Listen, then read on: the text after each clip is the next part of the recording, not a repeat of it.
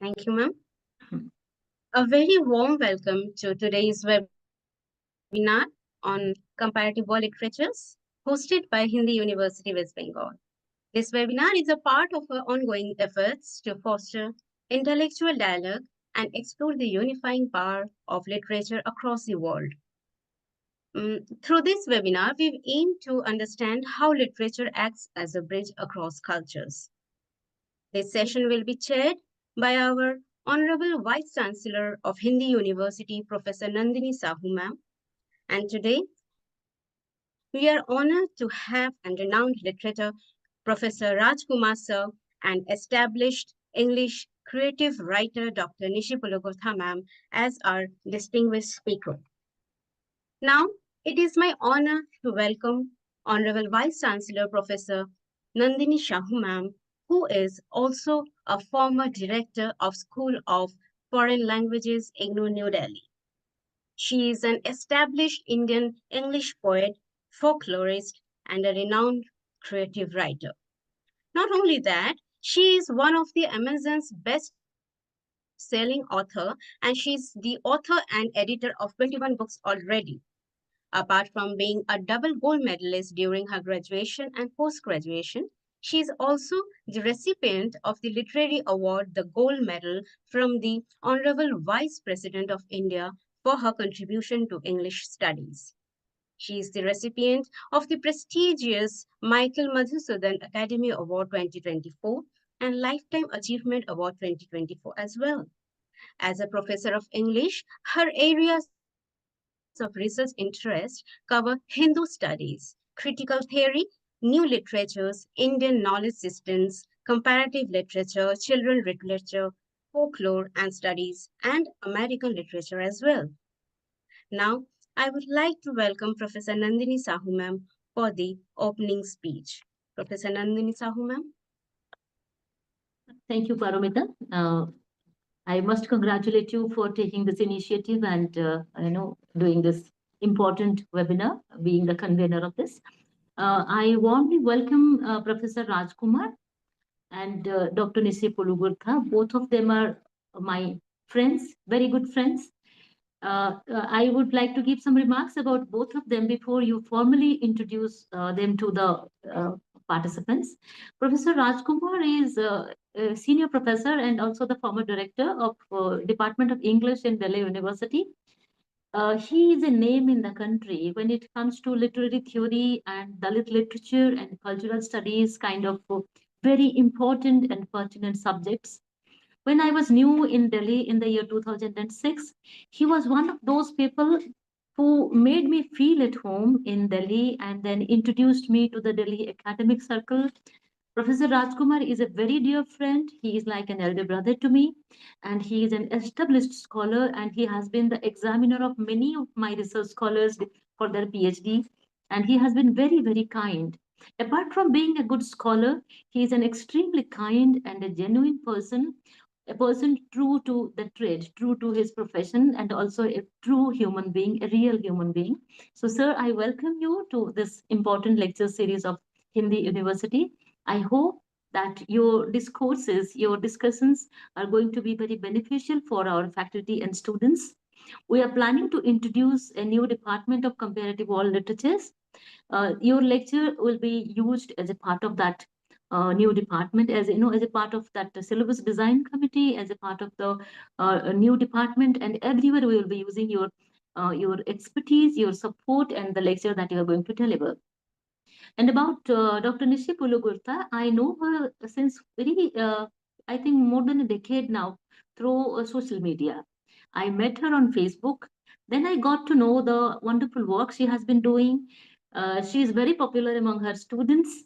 And there is this Poetry Society, IPPL, I believe.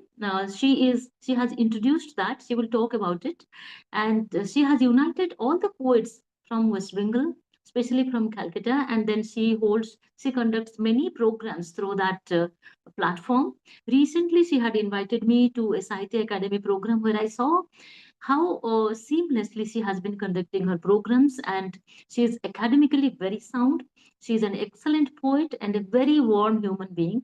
It is my pleasure to meet her in West Bengal. When I joined West Bengal, this Hindi University as the Vice Chancellor, she was the first one who sent me a message that welcome to West Bengal. We are going to meet. And then within no time, we met in the Sahitya Academy program, and today we are meeting for the second time. Dr. Nishi, we value your support and your cooperation with us. I welcome you very warmly to this lecture series.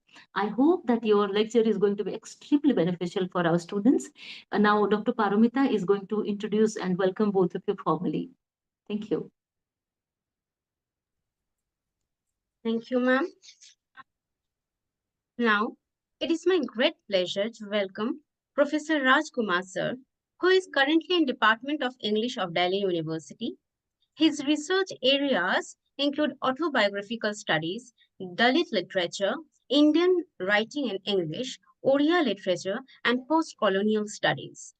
He has been a fellow at the Indian Institute of Advanced Studies, Shimla in 1999 and has published in journals such as Social Action, Satirtha Bulletin, The Fourth World, Creative Forum, Language Forum, Jadavpur Journal of Comparative Literature, Indian Literature, Social Scientist, Journal of the School of Language, Literature and Cultural Studies, International Journal of Communication, Ramadevi Women University Journal of Social Sciences and Humanities, International Journal of Religious Tourism and Pilgrimage, Ravenshaw Journal of Literary and Cultural Studies, Economic and Political Weekly, Studies in Humanities and Social Sciences, Journal of Comparative Literature and Aesthetics, and Sociological Bulletins. Professor Rajkumar sir has also translated literary texts from Indian languages, especially from Oriya to English. His book, Dalit Personal Narratives, Reading Caste, Nation, and Identity, has been published by Orient Black Swan, New Delhi in 2010. Yes, and it got reprinted multiple times. His English translation of Akhila Nayak's Veda, the first Oriya Dalit novel, has been published by Orient Black Swan in 2019 and it has got reprinted multiple times as well. His other publications are Bama, Writer as Activist, which has co-edited with S. Armstrong and was published by Routledge in London and New York in this year. And along with this, Padapodi Beyond the Point of Return, which is a translation of Vasudev Sunani's Oriya novel Padapodi, to be published by Orient Black Swan from Delhi this year in 2025. Now, I would request Professor Rajkumar sir for his enlightening lecture. Professor Rajkumar sir. Yeah, thank you, Paramita. So, first of all, that I really want to thank Professor Nandini Sahu and for our remarkable, maybe, that feat to become Vice Chancellor, Honorary Vice Chancellor, no? Nandini. So, that for the invitation and the kind word that she has already, that introduced to the audience at the beginning. So thank you so much, Professor Nandini. I also want to thank Dr. Paramita, who is coordinating the event, and that it is my pleasure also to meet Dr. Nishi Pulugurtha. Though we are meeting for the first time, maybe we'll keep that continue to meet maybe. So and of course, that I'm really extremely happy to be with you. I'm sure that we'll have a lot of interaction because I have a small paper to read out because I wanted to be concise in my approach to the topic, that which is already announced, comparative world literatures. And I think that at the end of the maybe lecture we'll have interaction as much as that possible, so that I will also that try to learn from maybe that the august audience.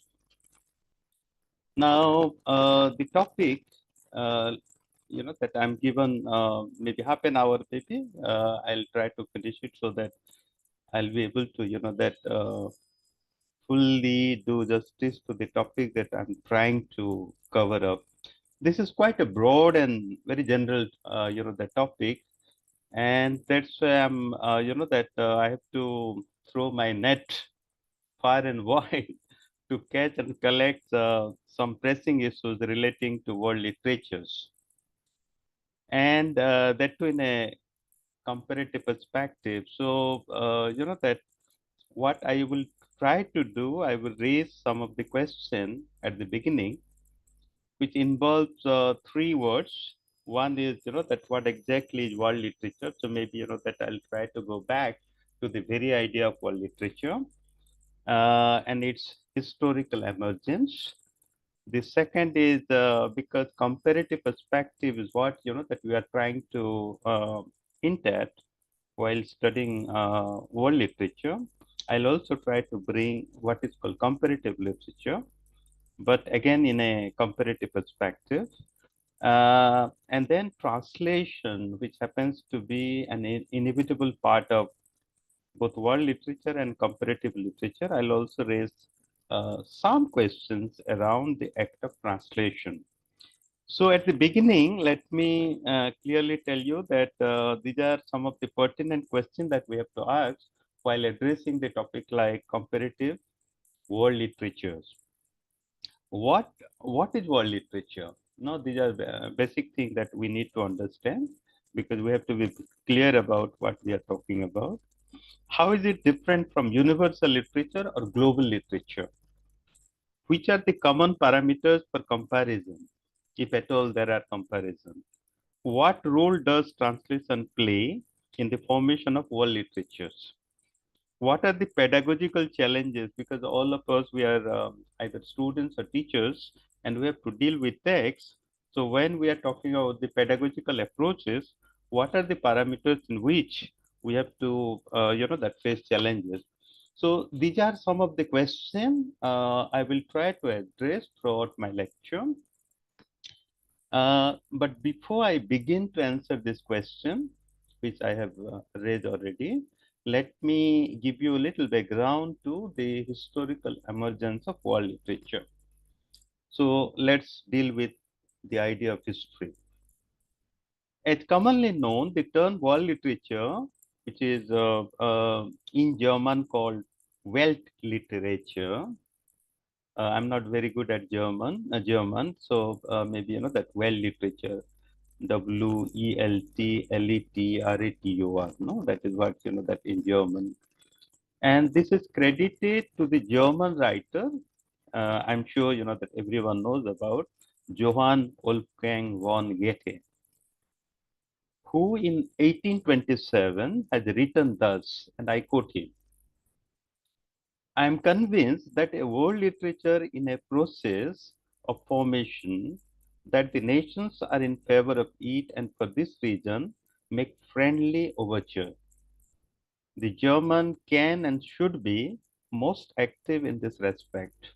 He has a fine part to play in this great mutual approach. Unquote. So in a letter to Carlyle, Goethe in 1928, 1 year after he started writing about what is world literature, then he writes to Carlyle in 1828, and I quote, that one maybe small passage from his letter. You will greatly oblige me by informing me on this point, for it is just this connection between the original and the translation that expresses most clearly the relationship of nation to nation, and that one must above all know if one wishes to encourage a common world literature transcending national limits. So the emphasis here, whether there is possibility of a common world literature by transcending national limits, unquote. Between 1827 and 1832, the year of his death, Goethe passed away in 1832. Goethe has supposedly used the term world literature not less than 21 times. So, that this is what, that the research says. He conceptualized the term in the aftermath of the French Revolution of 1789 and the Napoleonic Wars with the hope that Germany would play a major role in Europe for restoring peace and tranquility after, that the havoc that uh, Napoleonic Wars created all over maybe, that Europe. In such a context, he advocated that the German language and German literature could serve as meditators. I use the word meditators deliberately for the dissemination of work in foreign languages throughout Europe. Goethe thought that in the process, a transnational literature would come into being that would serve the cause of understanding and toleration among nations and peoples. So that was the whole purpose of trying to find out a new way of that literature to be used for maybe that restoring normalcy and maybe that giving some kind of responsibilities to a writer to raise questions. 200 years have already been passed ever since Goethe had used the term world literature. And the world had changed a lot with post-coloniality and globalization, among others. I just, that point out only two important consideration, particularly in the world of the nation. So one is post-coloniality, which is a very big, maybe, that event throughout the world, and globalization, of course, among others, further bringing several changes in the theorization of history, culture, language, literature, among others. So I'm not going to deal with, that what happens to say the idea of language when it is post-colonial time, or what happens to say, that idea of literature or history or culture when it is, that particularly, that when onset of globalization. Maybe if there are questions, I'll be happy to answer, but I'm just leaving certain ideas as it is. So when we think about, particularly think today about writing of histories of world literature, it is no more confined to Europe alone. In a post-colonized, globalized world, both the world and literature are to be redefined. As Fritz Strict in his essay titled World Literature and Comparative Literary History writes, and I quote Strict, there is not even a consensus as to what we should understand by world and literature, world within quote and literature within quote. If one talks about the world, one usually thinks primarily only of Europe, and world literature stands for European literature. Of course, in all scholarly endeavors, it is indispensable and apt to limit oneself. Who can really completely and in detail master even one single literature? But Europe is not the world. And the question should precisely be asked whether world literature doesn't really begin where the borders of Europe are being transcended. After all, and regardless of the diversity of its peoples and literature, Europe remains a self-enclosed and relatively homogeneous cultural community. Here we are reminded of the book like Imagine Community by, that the Benedict Anderson, where he talks about, that when we imagine about Europe or write about its history, culture, and people, one language, one religion, and one territory. So that is what precisely, that self-enclosed, particularly homogeneous group. Whereas, say, in the case of India or many countries of Africa and other parts, that there are multiculturalism, diversity, and plurality so much so that we cannot think about the idea of homogeneity. So we have to think about, that how homogeneous cultural community Europe is and the international relations between its literature only concern this particular community.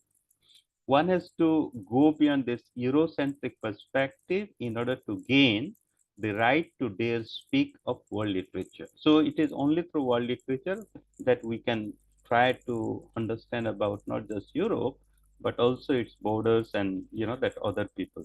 That is what the idea of that this quotation is. True to Strick's observation cited above, the world literatures gain momentum with the coming of comparative literature. And this is what my second part is. So one is the idea of tracing the history of world literature. The second is coming of comparative literature and how both world literature and comparative literature try to that help each other, grounding a that reality whereby we can always try to understand about multiplicity of that literary genre, not just that in Europe but throughout the world, and that's where the justification of world literature. So, true to strict observation cited above, the world literatures gain momentum with the coming of comparative literature as an autonomous and independent discipline. Though the term comparative literature was first used, I'm sure that people know it, but I just wanted to remind you. So that's where I have done little research on. Every time I think about that giving a new term, I have also tried to understand about the history and its maybe that influences that we had worldwide. So though the term comparative literature was first used in 1816, this is very interesting because this was used even before Goethe used the word world literature. 1816 and 1827, we have to mark. So even though the term comparative literature was first used in 1816 in the title of a book in the French language called Cours de littérature comparée. No, this is the title by Jean-François Michel Noël. But its use in the modern sense took place in 1886 when a British professor, Hutchison Macaulay Posnet, that is the that name of the professor, published a book with the simple title Comparative Literature, which established the term throughout the English-speaking world and later spread to every part of the world.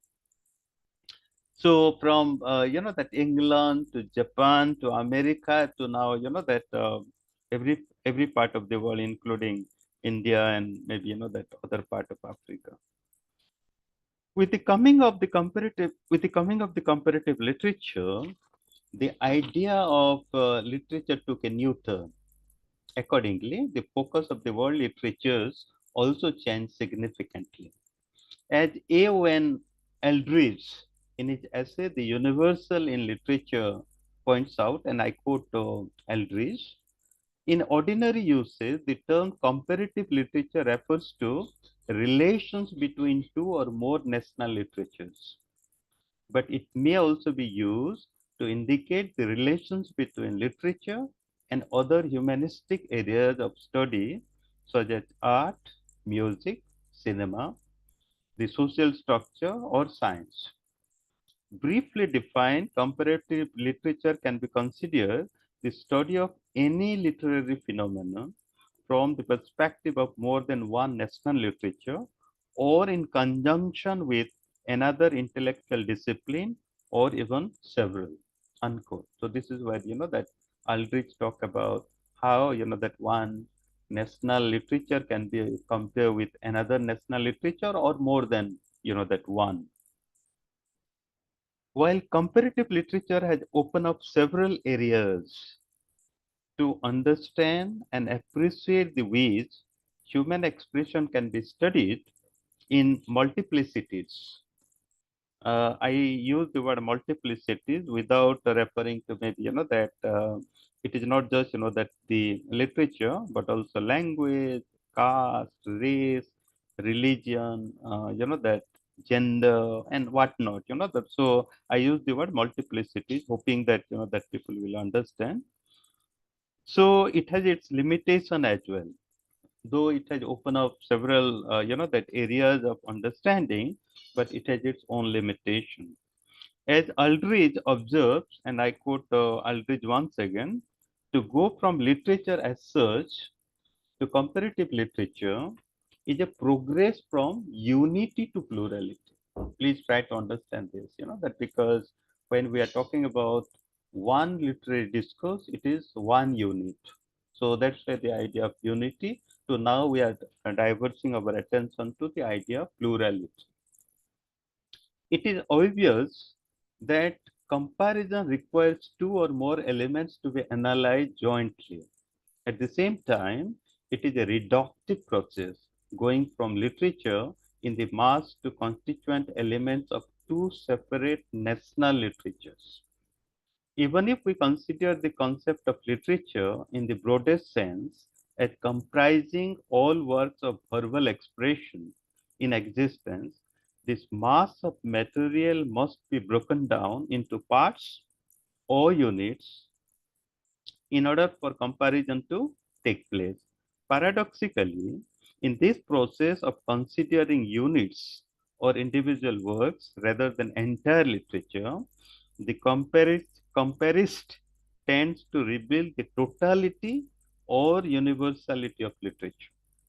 To adopt an English aesthetic maxim from the 18th century, the comparatist doesn't seek to demonstrate variety in the midst of uniformity, but instead the reverse, to demonstrate uniformity or aesthetic unity in the midst of variety. So this is where that the idea of reductionism is coming.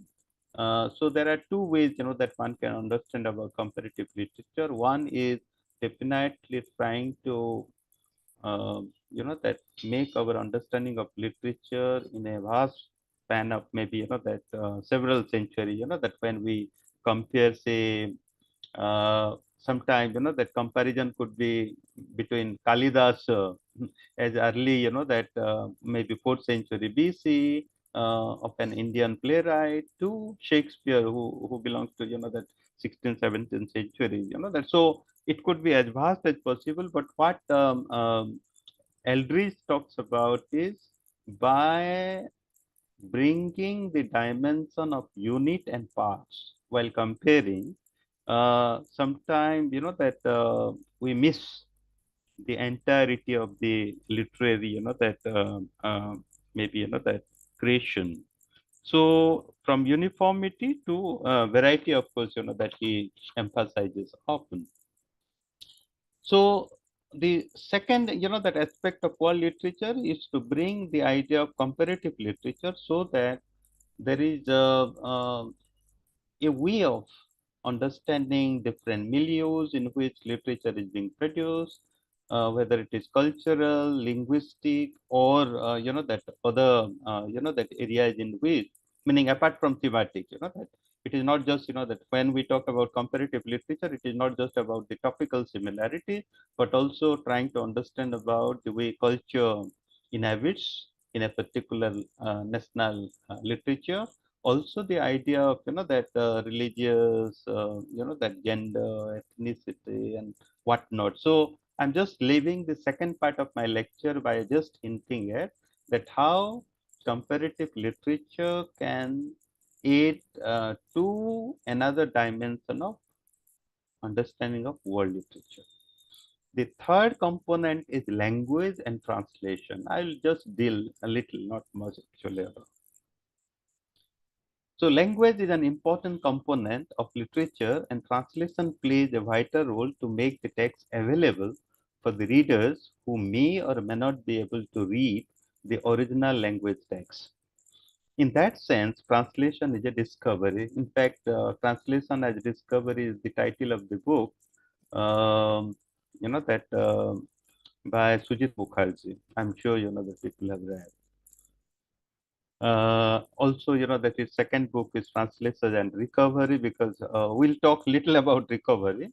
Translation, therefore, is indispensable for the promotion and propagation of the world literature. So without translation, perhaps world literature is not, that possible to be propagated, read, or maybe that.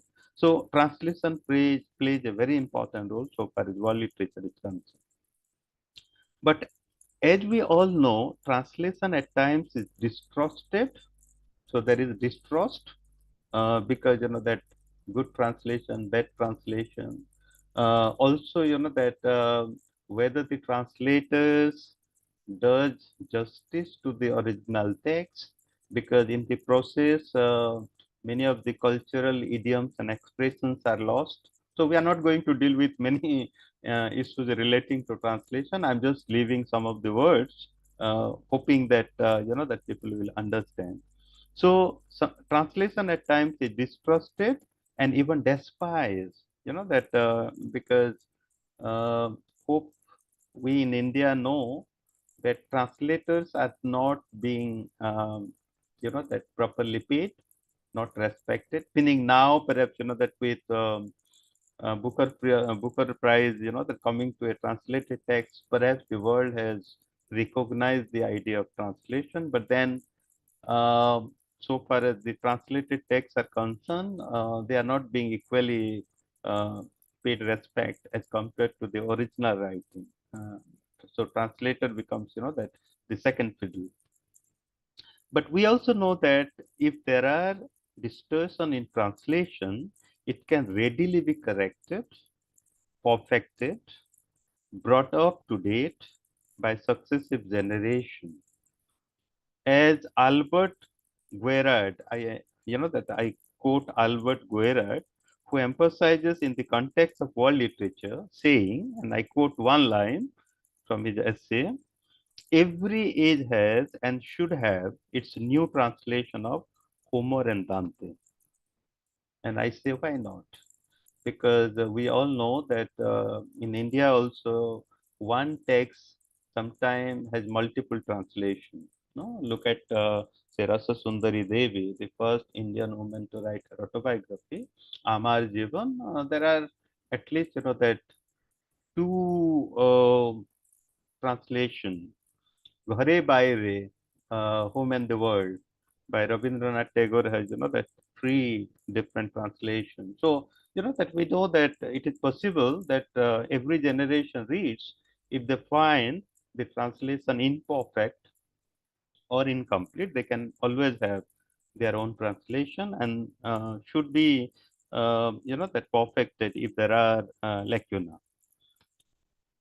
Once the literary texts are available, now I'm coming towards the end of my lecture, whereby whether once texts are available, either through translation, what could be the pedagogical approaches? So this is the last, the thing that I need to talk about as a student of literature. Once the literary texts are available in original language or in translation, the next thing to ponder is which are the texts which can be offered when we think about a paper on world literature? Because Hindi University, as Professor Nandini pointed out, that you are trying to, build up resources uh, for offering a new course, maybe, or making a new syllabus. So that's where that the idea of pedagogical approaches will come.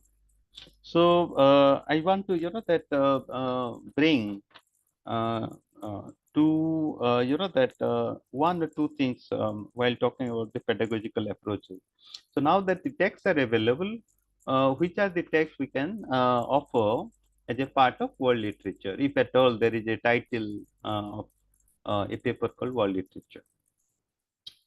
That I'm just trying to emphasize that in a post-colonized, post-globalized, post-human, post-truth, and you can go on and on using the word post. Sometimes, the people are also using uh, past, post, that etc. etc. So in a post-colonized, post-globalized, post-human, post-truth world, several literary voices, including marginalized voices, can jostle together.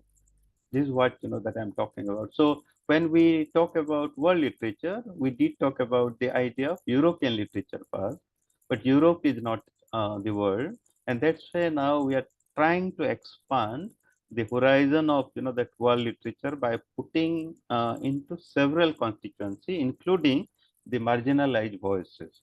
So I'm just giving that some names, and these are not just that limited. So along with Pablo Neruda, say Gabriel Garcia Marquez, Octavio Paz, Derek Walcott, Chinua Achebe, Gugi Watingo, and our own meaning, that we are talking about Indian Dalit writers like Om Prakash Valmiki, Bama, Saran Kumba Limbali, and many others can be a choice to put together. Here, I'm not going to enter into the debate about, that because we are trying to put together a paper called World Literature.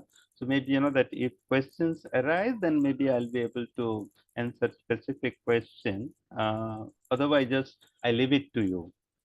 So these are some of the writers we can always think about offering a paper. The kind of thrust the poets and writers give, because there is multiplicity, as I said, that each of them, say when you talk about Chinua Achebe and Gugi Watingo, there could be a debate because we know about Gugi was the author of Decolonizing Mind, and he always emphasized about writing in um, mother tongue, Yuku.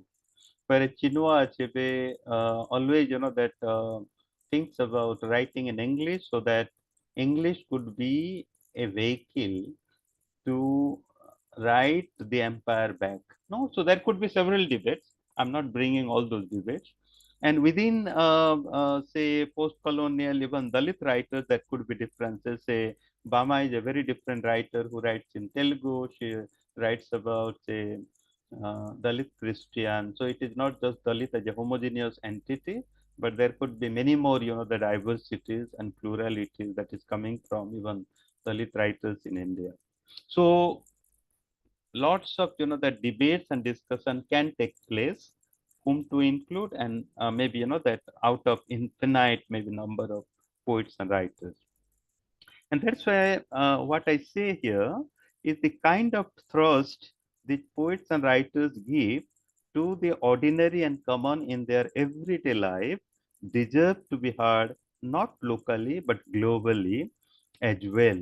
Because earlier we talked about European writings, talking to maybe the few people, but now that ordinary and maybe that everyday lived experiences are being told even by the domestic help, like Baby Haldar, the life less ordinary, no, and even a prostitute writing autobiography, or even that a Hijra writing autobiography. So there are lots and lots of voices coming to tell us about that how different marginalized subjectivities are important to not only hear but also to that perhaps examine, and that is the only way to perhaps that bring different voices together to set a paper called World Literature, where we can that try to understand the local issues globally, and that's why also the translation. So as Bilasini Kupan writes, and I quote her, the globalization of literary studies doesn't involve simply leaving the nation for that other social, political, and imaginative space shaped by the dual forces of human migration and electronic media communication, which Arjun Appadurai evocatedly dubs the transnation. Rather, the globalization of literary studies entails the learning and teaching of a kind of relational thinking in which we see the nation through the local yet as part of the global. So how the local can be connected to the global because we are living in a globalized world. So let's come to the conclusion then. Yeah, my conclusion is thus, the comparative world literature has lots in its basket to offer to us as consumers. I conclude my lecture with a quote from Dionys Darchin. who writes, and I quote him, "It is becoming apparent that the concept of world literature need not be abstract, but can be quite concrete." Because I have already referred to lived life experience, compelling us to formulate new literary historical but mainly theoretical categories. Thus, for many of them have only been dealt with empirically. One reason for this is the fact that world literature was understood as a fictive and inaccessible category, yet we know that it is both a basic and a main target literary concept. Literature, literary events, and the literary process cannot be fully understood without the criteria which are implied within them. Hence, world literature is indispensable, goes to a reader, helping him to find his bearings in national and foreign literary trends. Consequently, the term has formative significance. Unquote. Thank you all for your patient listening. Thank you.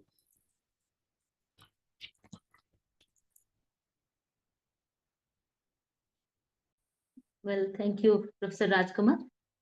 Can you hear me? I can hear. Thank you. Okay. Okay. So, needless to say that your lecture was very, very engaging. I was keenly listening to every word that you uttered, and I have also jotted down a few things for our syllabus design, where we will definitely need your help. Yeah. And I would like to inform the participants here, including Professor Nishi, that I had delivered a lecture on his text Veda, the translated text Veda. I knew the author Akhil Naik personally and Professor Rajkumar as well, both of them. So I have seen how seriously he takes translation and the pedagogy of translation. And today's lecture, he addressed about the historical emergence of world literature. So probably when we design a syllabus, we will start with that. The first block or something can be about the historical emergence of world literature, and also a very important thing that you touched, which very few people would actually talk about, is translation and the role it plays in comparative literature, world literature, and its pedagogical challenges. You talked about that, and the German connections of translation studies and world literature also. And then you talked about the connections between texts through translation that create relationships between nations. And post-colonial literature, globalization, I'm sure that the students have taken the notes about the things that you told. And then something that you said is interesting and important. World literature is definitely beyond Europe. Usually people think when it is world literature, it's European literature. It's definitely beyond Europe. This is for the students. And then from unity to plurality, the idea of the comparative literature and understanding the cultural milieu of a place again is important. I would like to inform that many of our students are placed as translators in many places. Students pass out from our university and they're immediately hired as translators in many professional institutions and universities. And we are going to have a training and placement cell in the university as well, where we will give a lot of importance to the translators being placed in very important and very respectable positions. I will take special care of that. And your lecture was very important for the Department of Translation Studies. So many teachers from the Translation Studies department are listening to you. I'm sure that they have a lot of questions at the end of the lecture after Professor Nishi has spoken. And well, the texts to consider when we design the syllabus, it is very important. It's going to need a lot of brainstorming for each one of us. That is where we will invite your people. And world literature is a concrete idea. It's not an abstract and empirical idea. Yes, I'm very happy to hear that. And also, you talk to our students about post, and past, post. Those are new things. They must have been smiling and they must have been thinking what is post, and what is past, post. We will talk more about those. And I would just stop here by saying that we are a very flexible language university. Though our name is Hindi University, definitely we give a lot of importance to Hindi language, but we are a flexible language university. We are planning to introduce 22 MA programs in 22 Indian languages, and also folk languages and tribal languages and language depth, those kind of programs and courses we're planning to introduce. So the politics of language is not going to be a big trouble for us because we are a flexible language university. And with this, I will stop and then we'll go to Professor Nishi. After that, we will take questions for both of you. Thank you once again for this wonderful lecture. Thank you. Yeah. Thank you, Professor. Paramita? Thank you, ma'am. And thank you so much, sir. Now, I would like to say that it is an honor to introduce the eminent writer, Dr. Nishi Pulugurtha, ma'am, who is an associate professor in Department of English in Brahmananda Keshav Chandra College in Kolkata, West Bengal. She has taught at several postgraduate departments as well. Her areas of interest are British Romantic literature, Indian writings in English, the diaspora, disability studies, and Shakespeare adaptations in film. Dr.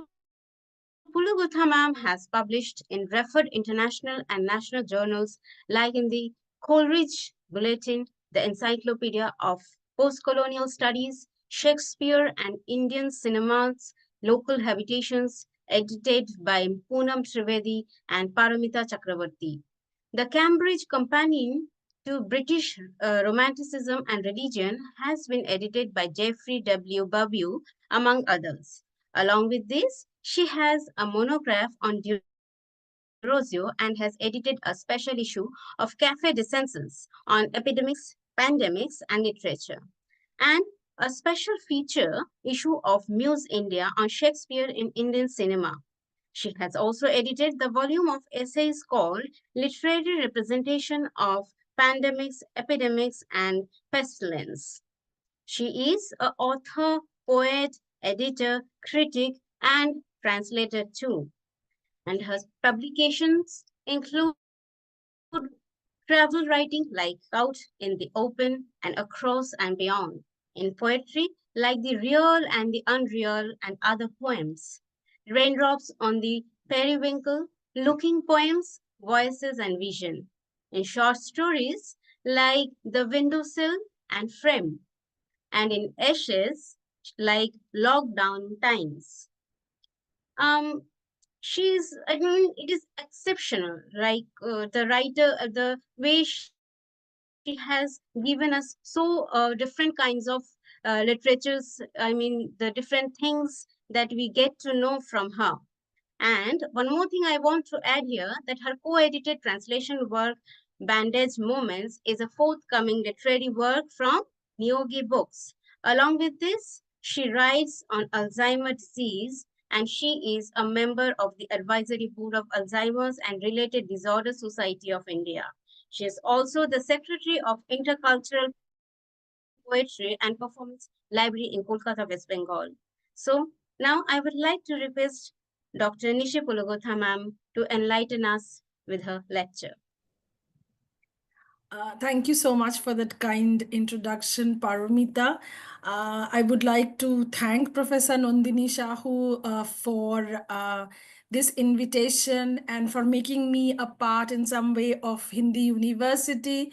It has been a pleasure knowing you for so many years and an even more pleasure to interact with you, in the physical space of the state that you are in as of now. I would also like to, it's been wonderful to listen to Professor Rajkumar speak because you actually laid the groundwork. The background is done for whatever one needs to know, in a nutshell, what one needs to know about what comparative world literature is about. And I'm so happy you brought in translation. Of course, you yourself are a practicing translator, so it's obvious that, and we cannot think of, as you very rightly said, we cannot think of world literature without translation. I'm also very happy to, interact with members of the Hindi University, both the faculty and the staff and the students. So it's been a pleasure and a privilege for me to be on this platform with all of you. As I said, Professor Rajkumar has laid the background, and I will possibly be continuing from what he has said.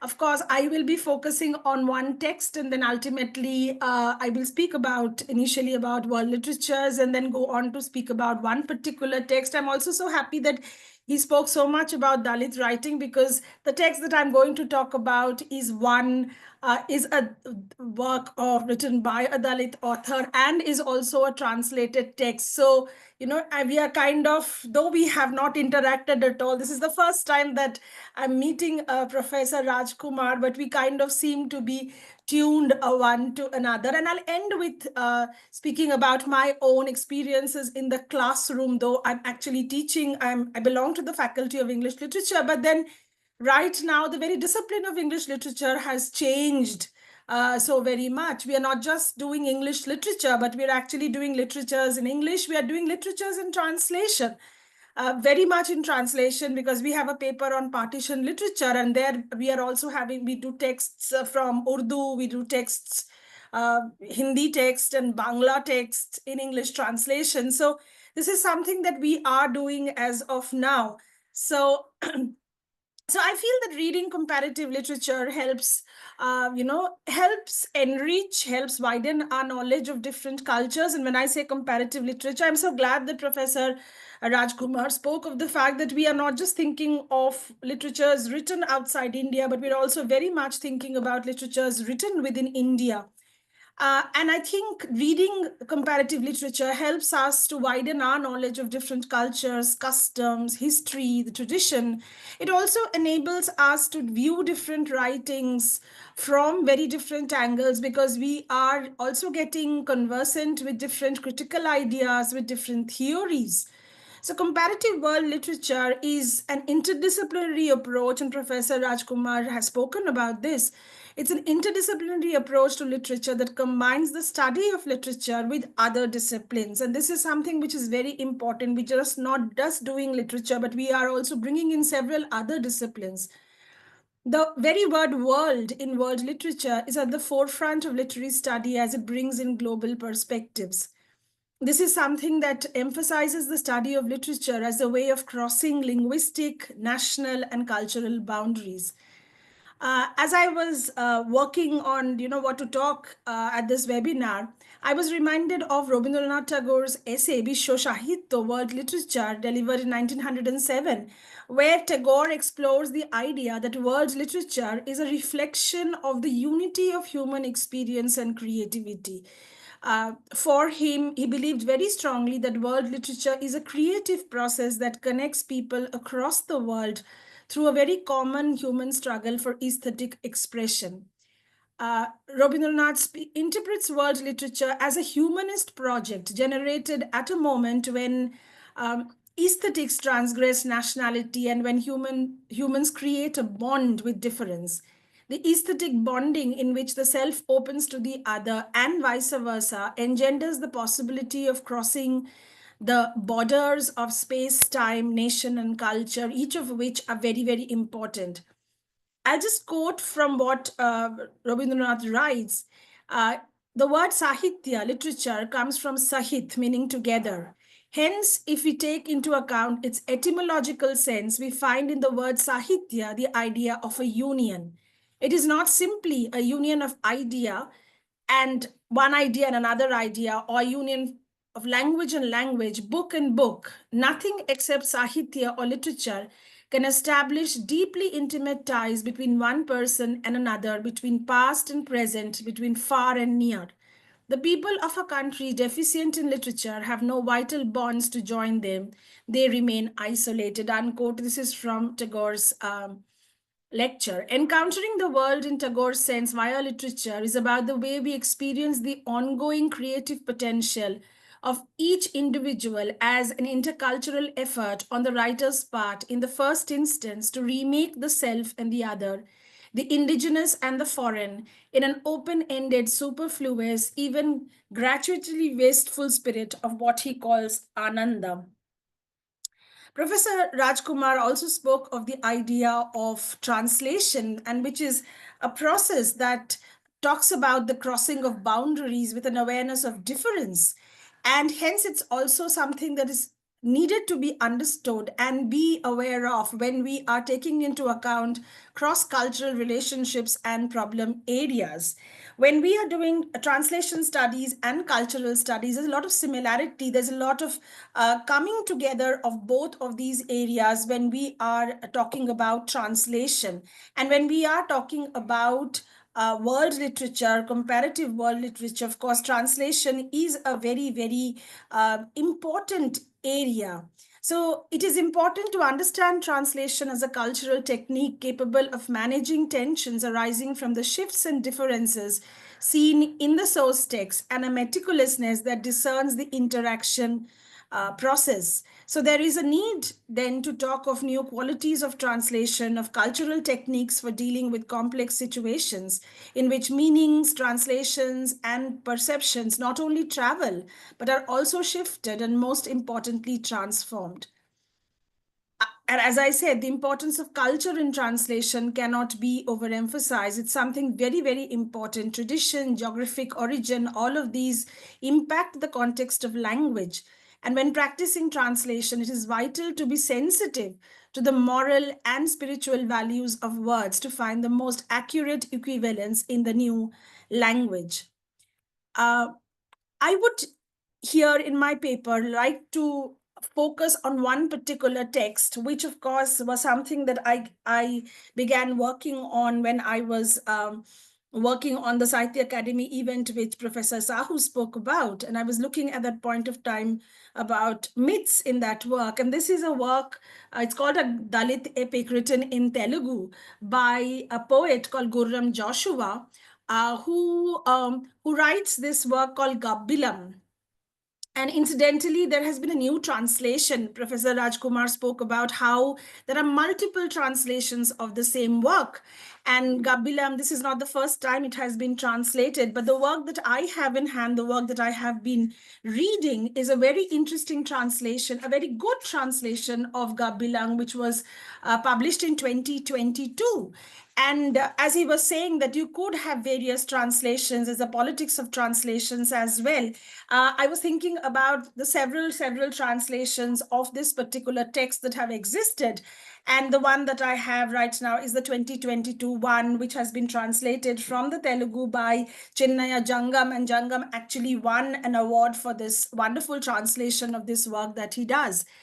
And Joshua's work is very interesting because Joshua is someone who was who belonged to a community where people were not allowed to read Sanskrit, which he wanted to read. He wanted to learn because he was interested in the literature. He wanted to be aware of the classical epics. And it was very difficult for him to learn all of this because of his caste. So we have caste politics coming here. But in spite of this, he does manage to read the Ramayana and the Mahabharata. And this reading of his, results in his expulsion from the Christian community to which his family had converted. And he also loses his job because of this. He wanted to collaborate with the Brahmin Pandits to learn Sanskrit, but because of his caste, he was not allowed to do that. However, it's very interesting that he learned Sanskrit as an act of revenge against all the humiliations that he faced.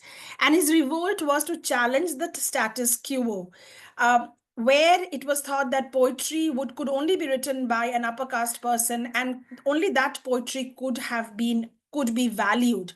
What Joshua does is that he writes this epic called Gabbilam in a Telugu, which is very Sanskritized, the Telugu that was predominantly used by the upper caste people. And in doing so, what he was doing was he was trying to assert his identity, and he was claiming a place for himself in the literary canon as well.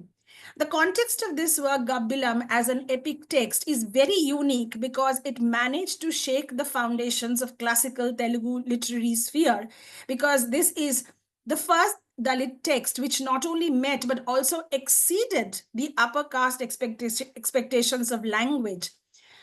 Joshua writes this text in a very classical manner to suit the complicated grammatical rules of the Sanskritized Telugu language. And he's doing this both in thematic creation and content. The genius of Joshua was that he subverted these Brahmanical themes and contents by making the central figure of this epic, Gabilam, a Dalit. The central figure, the Dalit character, is not a minor figure. He's the protagonist and rebel who refuses to accept his condition, who questions. It is also interesting to note that Gabilam makes claims for Dalits on history and the emerging nation as equal partners and imaginaries who have built the civilization for centuries.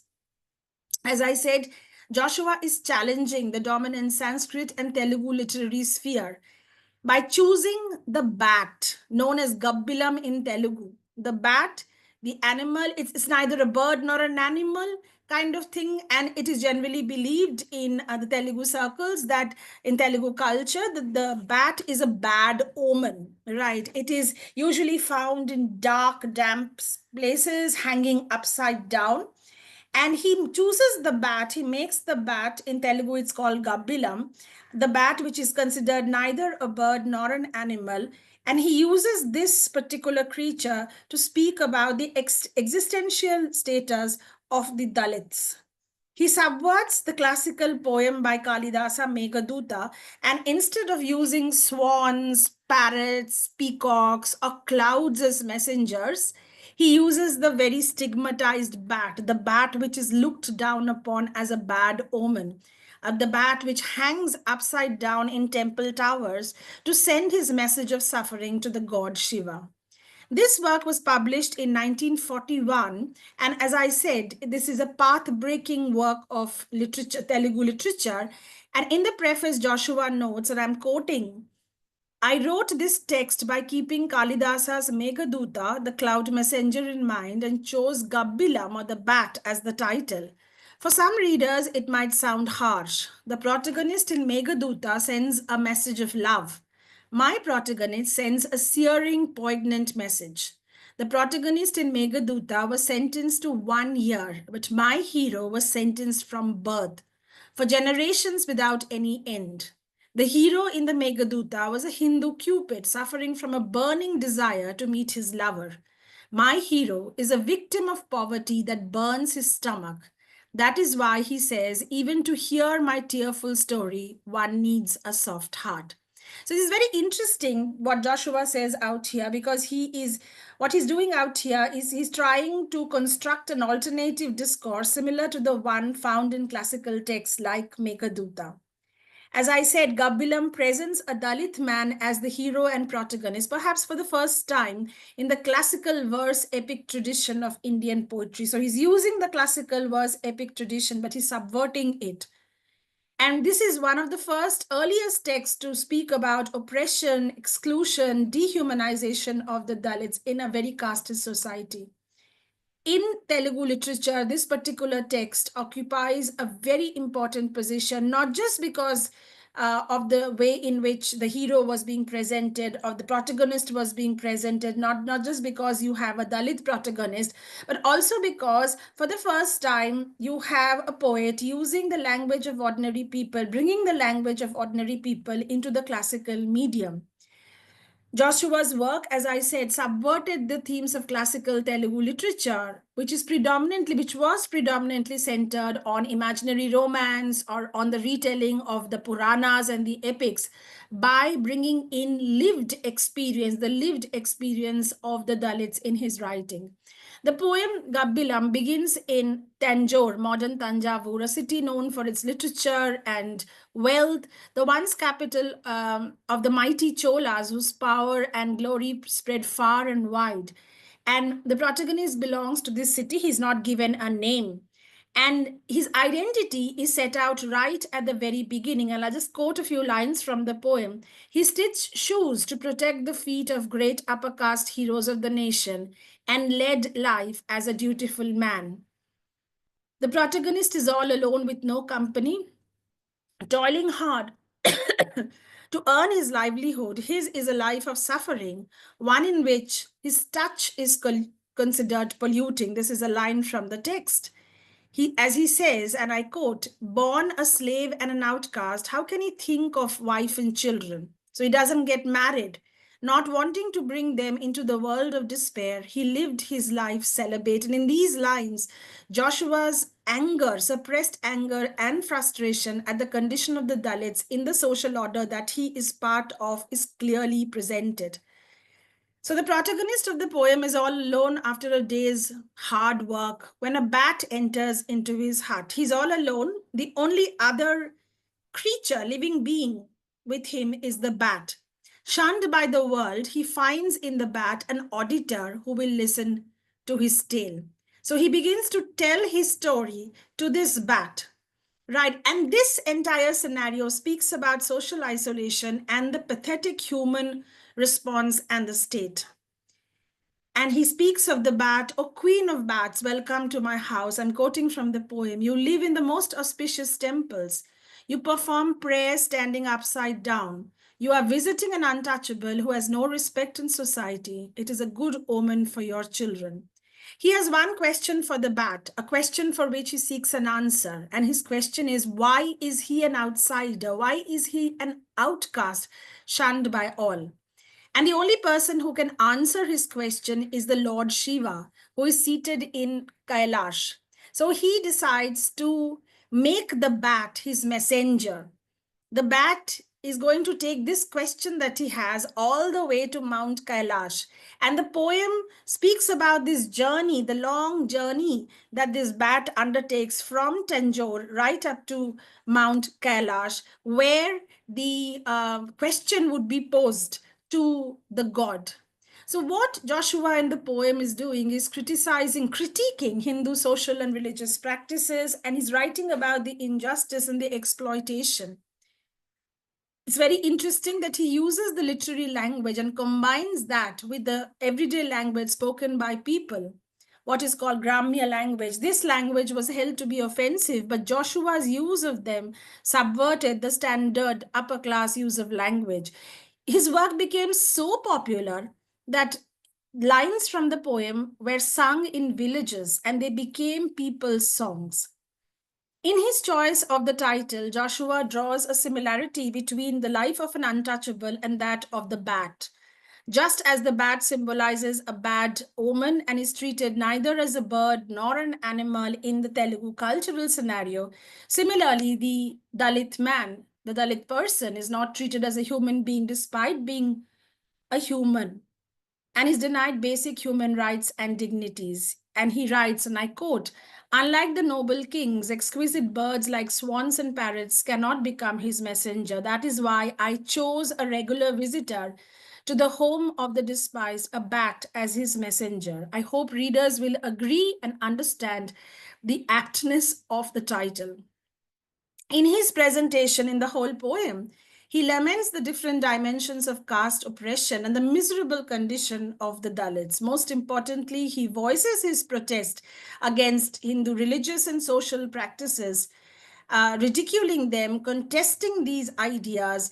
And the text in several places is very, very poignant, while he's also referring to contemporary political movements such as the anti-colonial nationalism of Gandhi or Ambedkar's role in the emancipation. All of this is part of his poem. You can understand it's written in the 1940s, a time of great ferment. Joshua, as a poet and intellectual, was unique. And as Jangam, who translates Gabilam in 2022, notes, that especially in the context of the anti-colonial nationalism and the growing political assertion among Dalits, however, Joshua maintained a cautious distance from active politics, but his writings makes it very clear that he was aware of the political and social reality of the time that he was writing. He did not join any political organization, or he was not very openly, he did not align himself with any nationalist cause. But he spoke about them in his writings clearly, right? And what is the reason why I suppose Gabbilam is so very important in Telugu literature and also possibly in Indian literature is because he's using his own experiences of life as a Dalit, someone who had to face discrimination and humiliation, that it becomes the poet of this iconic poem that he wrote. So he was ostracized by his fellow Christians because he was reading Sanskrit texts and epics, because he wanted to know these knowledge. And all of these, all of his experiences as a Christian, his reading of Sanskrit text, all of these find their way into his work. They shape his writings and make him hope for a world that would overcome all. And he himself writes in a place that when he was writing, there are two gurus in his life, he notes. First was poverty, and the second was caste and religious discrimination. I'm quoting from what he wrote.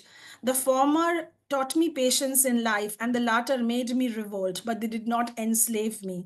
However, while facing both, I tried to prove myself as a human being. I revolted with my knife. My knife is a pen. It did not hate society, but its practices. It's important to remember that he's not the first person who wrote about caste discrimination or untouchability in Telugu. We had Veera Brahmam, who was a social reformer, Yogi Vemana, both of whom questioned caste and social evils. Both of them traveled all over and spoke of social reform and untouchability. Most of their work was lost, but later on in the 19th century, they were collated by C.P. Brown, who later edited the works of Vemana. And it is in their works that one notices that the Dalit becomes the subject for the first time, right? And I also want to refer to how later anthologies, for instance, in there was an interesting anthology which came up, I forget the name, sometime in the middle of the 20th century, a Telugu anthology of works, but Joshua's work is left out from that. So it's also important to see how he's invisibilized, how his erasure happens. But in spite of it all, the literary importance of the text and the text as a social and cultural document remains. This is not the only work that he wrote. He wrote several other works. He wrote Firdausi, he wrote Kandasi Dudu, and each of these stand as powerful testaments to his commitment to social justice. Joshua even received the Sahitya Academy Award for his work titled Christu Charitra in 1964. So there was recognition which came in later on, and in spite of the fact that there had been attempts to erase his work from anthologies, you do realize that good iconic literature will always stand the test of time. So at a time when romanticism, patriotism were ruling the roost in Telugu literature, Gurram Joshua stood out very, very differently. He even took potshots at his contemporaries for not being able to write about the poor while they're talking about the beauty of nature. Right, and as Jangam, the translator, writes in his introduction to his translation of Gabbilam, the making of Gurram Joshua as a poet and anti-caste visionary is part of an oral and cultural tradition that challenged caste inequality and oppressive Brahmanical practices for centuries. As I was saying right at the beginning, when I teach from my own experience in class, I have found that when it's very convenient for me when I'm teaching American literature, for instance, and I'm teaching Toni Morrison, for instance, when I'm talking about race, when I'm talking about oppression, when I'm talking about discrimination, it's very convenient for my students to understand this whole idea of race and discrimination when I speak to them of the Dalit experience. Right, this because I feel that this is something that is much closer to what they are at home, something that they would understand in many ways. And so I am using, several of us are actually using several ideas of comparative world literature when we are teaching in our own ways. And as I said, we are speaking about literatures in English these days. It is no longer just British literature that we are talking about. So when I'm teaching race in American literature, I speak of the Dalit experience. I ask them to read certain texts or some stories or maybe a small little poem that would enable, or maybe we pick up a newspaper item which talks about discrimination that has happened somewhere, because there's still so much a part of the world that we are living. And it becomes very easy for my students then to understand race in the American context and the Dalit experience in the Indian context. So I feel that, working towards a comparative world literature, talking more and more, bringing in these various texts from various languages, and I'm sure Professor Rajkumar was talking about Bama as well when he was talking about world literature, and he did mention that each of them speak about their experience, discuss their experience in various ways, various different ways, because each one comes from a different kind of a background. But it's very interesting to see how each of them could be placed side by side in order to have a much wider, much expansive idea of literature, which is not going to be just restricted to the text that one is talking about, not going to be restricted just to look at metaphors and ideas of expression and what the poet is talking about, but also looking at the larger historical context, at the larger social and cultural context. And for all of these to actually happen, we of course need translation. So we have actually in practice very often moved towards this transnational literature that Professor Rajkumar spoke about. And I think with the passage of time, we are going to move further and further. So this very idea of having a department to do with comparative world literature, I think is a wonderful idea of making literature, reaching out and bringing these various literatures into one kind of one syllabus, into a structured syllabus, talking about the whole idea of comparative world literature in a much more structured, regimented, if I could use that word, structured is a better word, structured way, so that our students grow up, begin to read these various kinds of literatures and see these linkages between these various writings. So when you are not just restricted to one kind of writing, but reach beyond. So when you are talking about, when people are reading, my students are talking about romantic literature, I make it a point to talk about what's happening in India at that point of time in the 19th century. Because I think these linkages are what is very important, where we are talking about, we have to look beyond boundaries, beyond nation, beyond languages, and try to find these linkages between all these kind of languages. And I think when and if we begin to do that completely, we come closer to what Rabindranath Tagore was talking about, how world literature would become a humanist project, where we are looking beyond borders, where we're looking beyond borders of space, time, nation, languages. And of course, when we talk about languages, we are, of course, we have in mind translation, and that's something very, very important, that brings all of us into this one. We get to know more and more. And I think for us in India, each of us are actually working with translation at almost each and every stage. We move between languages, even without realizing that we are doing it, but we are very often moving between languages. And several of us are comfortable with more than one language, our mother tongue and Hindi and English. These are usual languages that we are very comfortable within. And I think we have a lot of, we could come together and work at creating this wonderful repertory, where repertoire of literatures and our Indian literatures in the various Indian languages, it's so rich. There's so much that Indian literature has to offer. As Professor Rajkumar began by saying, that the moment we think of comparative world literature, we are mostly thinking about Western texts, which we have read as part of our syllabus when we were students.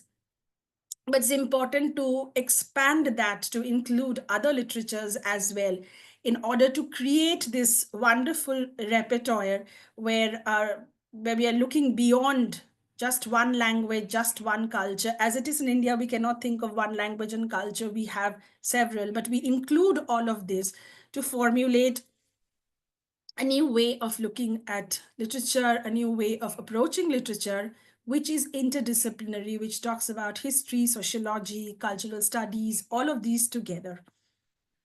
Thank you.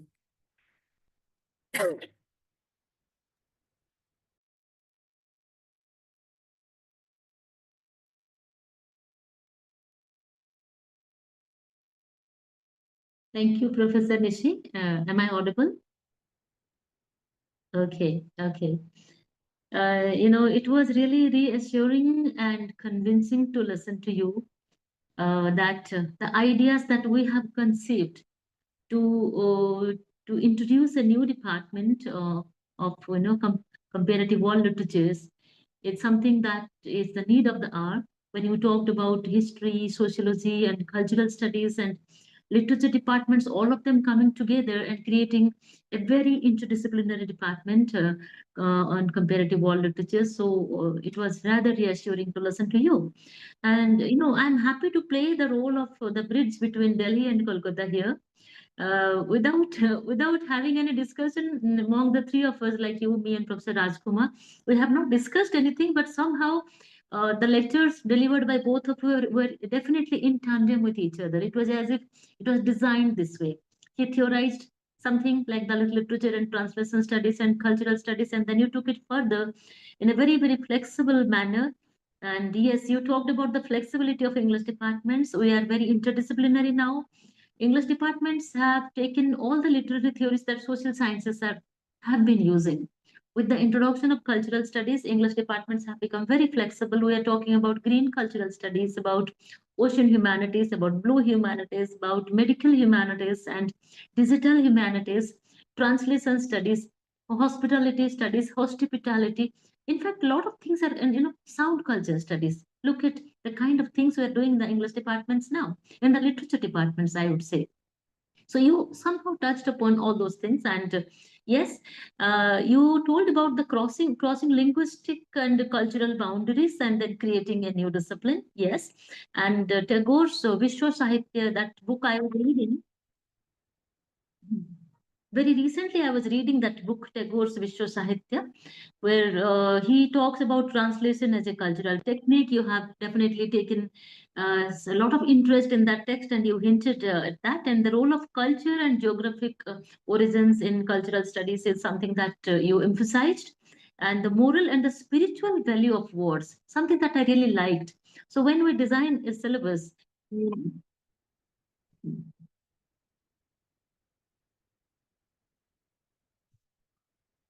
I'm sorry. So when we design the new syllabus, we will talk about the moral and the spiritual value of words, and the Dalit text that you emphasized by Joshua. It was very interesting. I haven't read the book. I'm definitely going to read it. And then you made some comparisons between Gandhi and Ambedkar's roles in the world literary scenario, and yes, then Dalit experience in Indian context, then world literature beyond borders, very pertinent ideas were there in your lecture, and I'm sure that we're going to talk more about it in our next lecture with you. Now, while I thank you very much for bringing in this fresh and very new ideas to our discourses, I leave it to the participants here to ask you a few questions to both of you, you and Professor Rajkumar, if they have any, and then we will slowly conclude. Yes, Paromita? Thank you, ma'am. Yes, now I would request the participants that if you have any questions, please feel free to ask.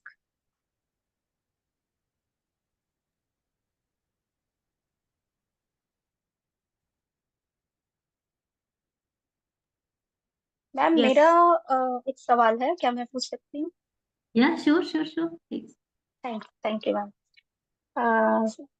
नमस्ते, मैं doctor गुड्डी कुमारी, शिक्षिका हिंदी विश्वविद्यालय, हिंदी और translation.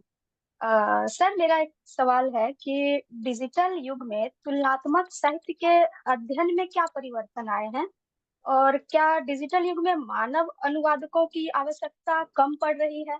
जो apps है, जो site है, कहीं ना कहीं बड़े बड़े अनुवादक और लेखकों की किताबें मैंने देखा है कि उनका जो मतलब वो ऐप से ही ट्रांसलेट कर लेते हैं या कुछ, तो क्या वो रचना जो है उसकी मूल मूल रचना जो है क्या वो उसी तरह पेश मतलब नहीं हो पा रही है? जो मैं बांग्ला में पढ़ती हूँ तो मुझे कुछ अलग लगता है, और मैं वही अगर हिंदी में पढ़ती हूँ तो मुझे परिवर्तन होता है। जैसे देवदास हुआ और साहेब बीबी गुलाम, ये सब जो रचनाएं जो बांग्ला में है वो पढ़ते हुए मतलब लगता है कि अब रो देंगे या बहुत भावुक हो जाती हूँ। लेकिन हिंदी में कहीं वो कमी हो जाती है, तो क्या ये नुकसानदेह है? क्या करना चाहिए इसके लिए? Professor Rajkumar may like to answer. Yeah. Yeah, so Dr. Guti, you know that you are very right, meaning we already talk about, मैं थोड़ा हिंदी में बोल नहीं पाऊंगा गुटी, yeah? सर कोई कोई दिक्कत अंग्रेजी नहीं, में बोल इट्स ओके सकता सर। हूँ ना, थोड़ा सिंपल इंग्लिश ओके में। Okay sir, okay sir. या सो आप जो डिजिटल ह्यूमैनिटी बारे में पूछ रहे हैं, you know the digital humanity जो शुरू हुआ है, this is definitely a new platform जो बोल रहे हैं, ठीक है। न्यू प्लेटफॉर्म है जिससे आपको किताब लिख के पब्लिश करना जरूरी नहीं है, आप ऑनलाइन में किताब बना सकते हैं, कुछ कमेंट कर सकते हैं, ट्रांसलेशन कर सकते हैं। बट जो आप जो बता रहे हैं डिजिटल ह्यूमैनिटीज का जो ट्रांसलेशन है, जो आप basically you are asking about translation. तो translation we have already talk about, translation is both a loss and a recovery बोलते हैं। लॉस इसीलिए होता है कि कल्चरल जो इडियम्स एंड एक्सप्रेशन कुछ होता है, ट्रांसलेटर्स जानबूझ के नहीं छोड़ते हैं, sometime it becomes difficult to get translated. मैं उड़िया हूँ, भेदा जब ट्रांसलेट कर रहा था, बहुत सारा Odia word could not be translated, तो हमने क्या किया है, रिटेन किया है ओरिजिनल वर्ड को, और एक ग्लॉसरी दिया है for non Odia readers, so that they understand about the meaning of it. तो एक तो उड़िया होने के नाते सारा उड़िया को अंग्रेजी में ट्रांसलेट, क्योंकि मेरा दो उड़िया भी जानता हूँ, अंग्रेजी भी जानता हूँ, हिंदी थोड़ा कम जानता हूँ, उसका मतलब नहीं है कि every Odia will be translated into English comfortably, और कुछ वर्ड है डिफिकल्ट टू गेट ट्रांसलेटेड। तो मैं आपको एक दो बात बता के छोड़ता हूँ। देख लीजिए, आप आपने सुना होगा एक पता नहीं, मैं हर टाइम एग्जाम्पल देता हूँ, जैसे झूठन। झूठन आपने अगर पढ़ा होगा हिंदी में, झूठन ओम प्रकाश वाल्मीकि का, ही प्रकाश जे, वाल्मीकि। हाँ, ओम प्रकाश वाल्मीकि का ऑटोबायोग्राफी का नाम है झूठन।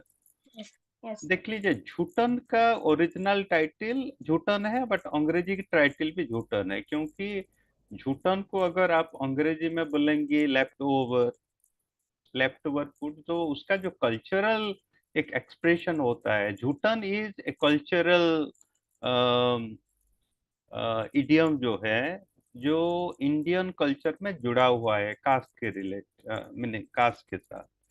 तो अगर आपको मीनिंग अंग्रेजी में ट्रांसलेट करना है झूठन को लेफ्ट आउट फूड, उसका एक्सप्रेशन अच्छा नहीं आएगा, इसीलिए ओरिजिनल टाइटल को रिटेन किया गया है।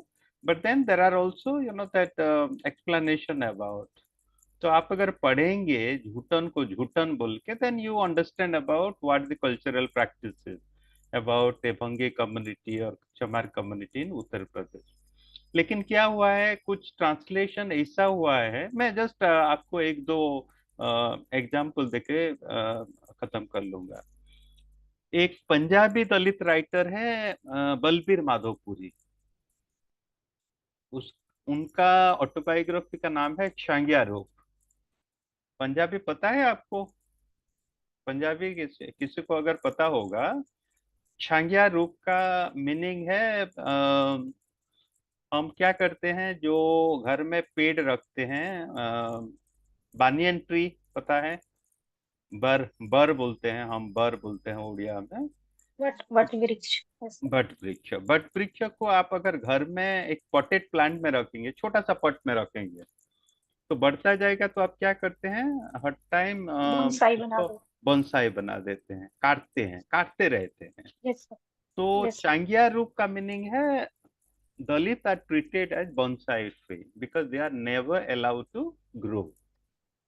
उनको ऊपर जाने के लिए नहीं देते हैं, जैसा मैडम निशी मैडम ने बताई गविलम बारे में, कास्ट डिस्क्रिमिनेशन है। तो चांगिया रूप का मीनिंग अलग है, बट उनका जो अंग्रेजी ट्रांसलेशन हुआ है, आप अगर ट्रांसलेटेड टेक्स्ट पढ़ेंगे, अगेंस्ट द नाइट, तृप्ता जैन ने ट्रांसलेट किए हैं, उसका टाइटल रखा गया है अगेंस्ट द नाइट। उसका मतलब कुछ नहीं है, अगेंस्ट द नाइट का मतलब आप समझ भी नहीं पाएंगे।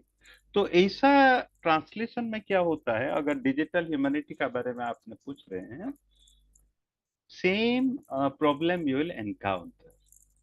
तो मेरा जो लेक्चर में भी मैं बताया कि एक तो लॉस भी हो सकता है जो कल्चरल इडियम एंड एक्सप्रेशन के साथ, but there will be also gain, क्योंकि आपको, अगर मुझे हिंदी पता नहीं है और पंजाबी नहीं है, तमिल नहीं है, तेलुगु नहीं है और बंगाली नहीं है, मैं क्या करूंगा, ट्रांसलेटेड टेक्स्ट माध्यम में I will able to read. तो ये गेन है, इसीलिए मैं बोला translation is also a discovery. And तो प्रॉब्लम तो है, translation has its own problem, but जो डिजिटल प्लेटफॉर्म है it may be an enabling platform, क्योंकि डिजिटल ह्यूमैनिटीज अगर नहीं होता तो हमको एक जो मौका मिला है पढ़ने के लिए, जानने के लिए, सीखने के लिए, ये नहीं मिलता। This where you know that we have to maybe that make use of it rationally थोड़ा। ठीक है डॉक्टर गुडी? जी सर, बिल्कुल। Okay, thank you, thank you. Yes, Thank you for that. That's a very interesting thing that you said. right. Because when we are translating, we are translating for someone who doesn't know the source language. So as he said, there is lost in translation, but I think the gains in translation are much, much more. और जितना भी आप कोई app use करके translate कीजिए, you cannot do without the human thing, Oh, as yeah. Very rightly said. आपको कुछ कुछ तो आपको रिटेन करना ही पड़ेगा। वो आप खुद करके देखिए ना, हम लोग बहुत टाइम मीनिंग्स भी फाइंड आउट, राइट, इसका क्या हुआ। So when you try to do it, you see it's not the right one, Right, right? right. So it's an enabling, yes, but usse it will never replace, I suppose, the human, at least not now. It's not going to Yes. replace the human mind. Yes, of course. So both very, very enriching lectures. A lot of ideas came to our minds, and we are going to take this further. I think it's time that we should conclude this session. We will have many more sessions with both of you. Thanks a lot, Professor Rajkumar and Professor Nishi, for being with us. Namaskar. Namaskar. Thank you so Pleasure, much. हाँ, pleasure and Thank privilege. Yeah, Thank thank you. you. Thank Yeah. you once again, Honorable Vice Chancellor Ma'am, Professor Nandini Sahu Ma'am, Professor Rajkumar Sir, Dr. Nishi Pulugurtha Ma'am, and all the participants for joining us today. Thanks.